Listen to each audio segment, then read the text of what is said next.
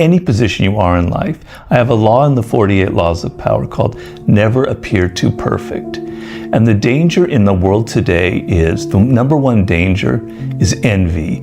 We live in a time of social media, etc., where it's massive envy, where we know what everybody else is doing in life, and we don't like to admit that we're envious, so we attack people passive-aggressively. We subvert them, we try and throw obstacles in their way. We criticize them when in fact we envy them. And the strategy there is to learn how to deflect envy. So if you're Jeff Bezos or Elon Musk, you have to have some humor, you have to have some self-deprecating humor. You have to take the criticism that comes and kind of laugh at it and go along with it. And this is particularly applicable to entrepreneurs.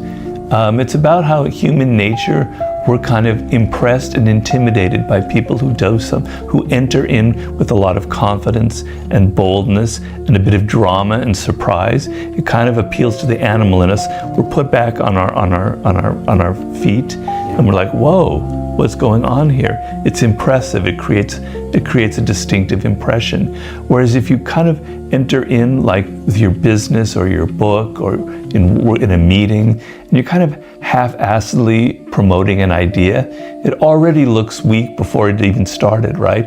If you don't have confidence in your own idea, how can I have confidence? And there's an element almost of bullshit and playing a con man. And I have a story in there of Christopher Columbus, who was in fact came from the lower classes, had no aristocratic connections, was a mediocre navigator and captain, and he went and proposed this to the Portuguese king, this incredible expedition, as if he was an aristocrat. He was full of all of this confidence, and it created an impression on the other. There must be a reason for that confidence. Yeah. So having a sense of you were destined to accomplish something, that you feel that it's going to succeed, it becomes like a self-fulfilling prophecy. You feel you have to know your strengths and play to your strengths. So if I tried to show this kind of confidence and boldness on a basketball court, I'd be laughed off. If I tried to show it with my artwork and my painting and my doodling, I wouldn't be able to pull it off. But I know that I have one thing that I'm strong at. It's with words and language and writing. And so I can pull off being bold because I feel inside myself that inner confidence. You have to almost deceive yourself that you can accomplish this. So I can go on the list through classic introverts who've been incredibly successful. Albert Einstein was a terrible introvert, even though he seems like he's sort of this comic person who's good with people. He was terrible, very awkward and timid, but he knew one thing that he was so good at, and he pushed on it and pushed on it and pushed on it. And when it came to physics and relativity, there was nobody else who could argue with him. So play to your strength, play to what you know, what you're good at, what you've accomplished. And even the worst introvert in the world, like myself, can exude that kind of boldness. Well, it's very clear. You have to know yourself. You have to know who you are, and you have to do some searching in there. So the passion thing, it's kind of a cliche in a way. I want you to look at the things that you were drawn to when you were 3 years old, 4 years old, 5 years old. I do consulting work with a lot of people who are kind of confused about what I call your life's task, and we go through a process.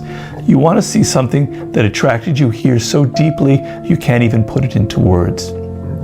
Because the way the human brain works is that you don't learn things with any kind of intensity unless your emotions are deeply, deeply engaged, unless you're excited by the subject, right?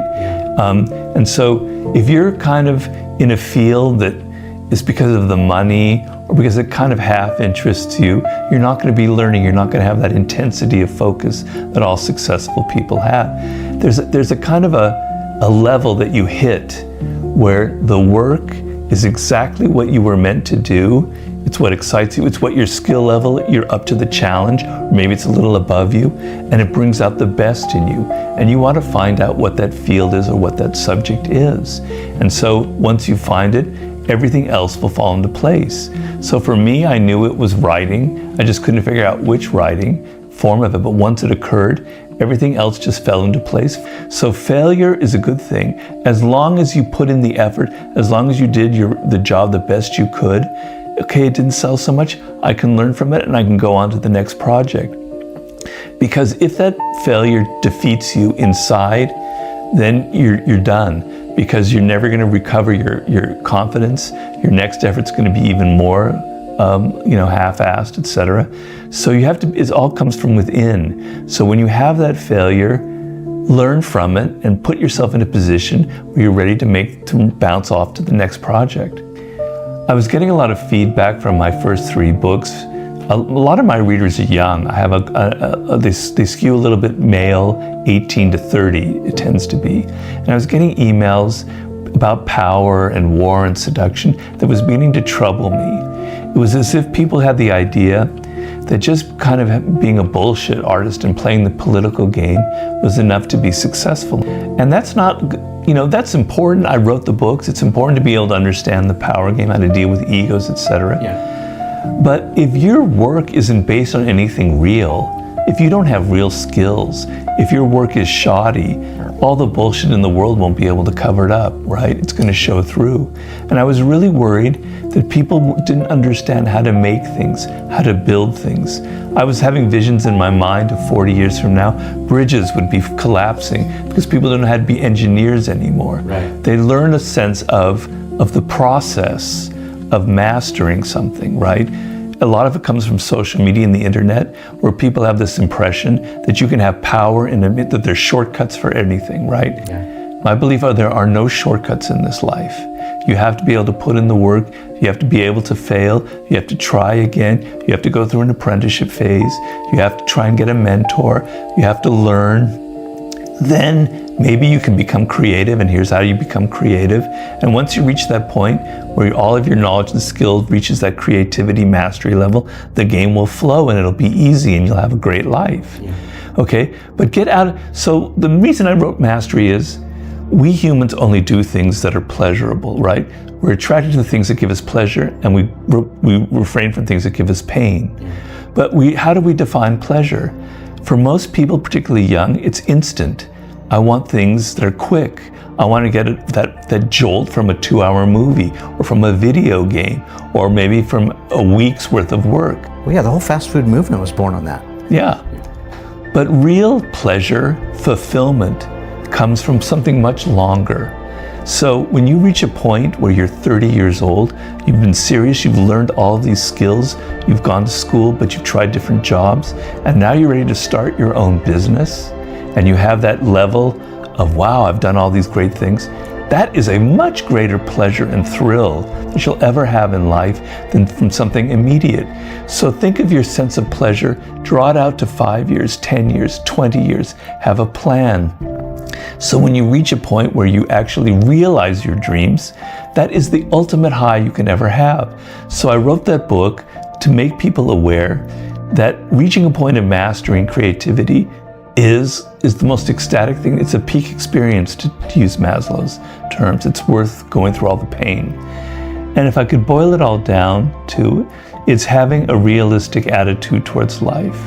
It's to be able to look at yourself with a degree of honesty and say, these are my strengths, these are my weaknesses. To be able to look at people and understand some of who they are and not project onto them your own emotions and not see into them what you want to see into them, but who Brian Elliott actually is, a process of kind of empathy and this sort of social skills that we can develop, and the ability to see the world as it is. These are the trends happening in the world. This is the future of my career. This is where the world is going.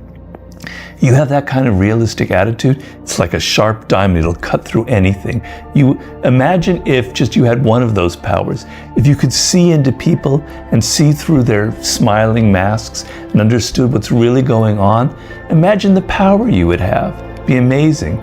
Just think of the fact that you're 1 year old. Do you know how vulnerable and what a sponge you were when you were that young? Yeah. Your whole life depended on 1 or 2 figures. You were paying such deep attention. Do you know how the power that has on you? You're not aware to this day how you were formed in those first months of your life in a completely pre-verbal way. So they're both equally play a role. So people who emphasize one or the other, they're just foolish, I think. All have these voices, but then as we get older, we lose sense of them. We're not hearing them anymore because we're hearing teachers telling us this is what we're good at, this is what we should be. We're hearing friends, we're hearing the culture saying this is what's cool and what's not cool.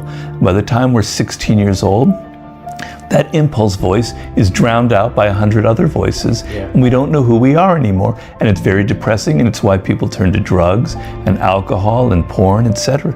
They lose a sense of themselves, of who they are, and that is the worst thing that can happen to you. So it's a matter of self-awareness and going through a process. We talk about the need, patience, of being able to look at yourself. And what I get people to do is we go through a process of journaling. And we dig deep and we say, these are the things I could see throughout my life that I love, that when they happen, when I hear about them, I get so excited. These are the things I hate. And I give them an example of myself. I know, for instance, if I open the internet or the New York Times or any newspaper, and there's an article about early humans from 80,000 years ago, I have to read that article. I am so obsessed with our origins. It's been that way since I was 4 years old. That's the impulse voice. And on the other hand, I hate working for people. I hate political games.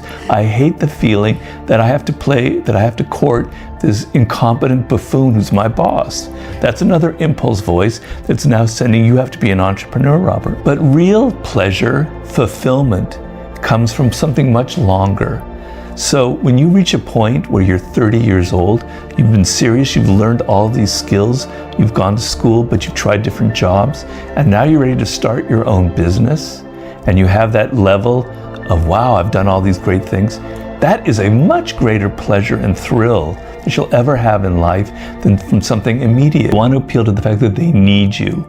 Because if they love you, love is a very tenuous emotion. In fact, it doesn't work very well in the work situation. It causes all kinds of problems. They'll get rid of you tomorrow, even though they like you. But if they need you, it's like pulling out all of these roots of a plant to get rid of you. It's going to cause all kinds of damage all over the place. They need you and they can't get rid of you. So you need to make sure that your position in a company, in life in general, you're the only person who can do that. So you're not talking about bringing in bagels every morning because that's easily replaced. How do we become irreplaceable or? Well, it depends on the nature of your work, obviously. I mean, I talk in that particular chapter of several strategies. So let's say you're in a corporation, you kind of don't just depend on one person. You just aren't just necessary to the boss, but you spread yourself out to 3 or 4 different networks.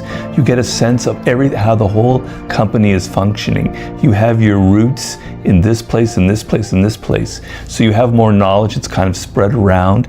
And to get rid of you is going to cause a lot of problems because you're not only involved here, but you're involved here, here, and here. And you have knowledge that nobody else has. So you want to have a kind of knowledge and skill base that makes you unique, So, and that means just don't depend on one skill, but have several skills and don't be afraid to do that. That's, I think, is probably the key strategy here. But when it comes to if you're an entrepreneur, it's the same dynamic for an entrepreneur. It's the same dynamic for me. The way you make yourself necessary and others dependent on you is to be the only person who can do this job. You are so unique. There's only one Elon Musk. There's only one Steve Jobs, right? They're irreplaceable. They're not afraid to be themselves, have their own style. And so, that's what secures their position. So if I wrote books like everybody else, I wouldn't have that position of power. But because I'm the only one, for better or for worse, who can write books the way I do, I have secured a position in the publishing world. So it's a law that applies everywhere. Yeah. Let me ask you about critics, because I think it's a tightrope, right? You're walking this fine line of being abrupt or brash, or it seems like the more power and influence you have, the more criticism and pushback you might get.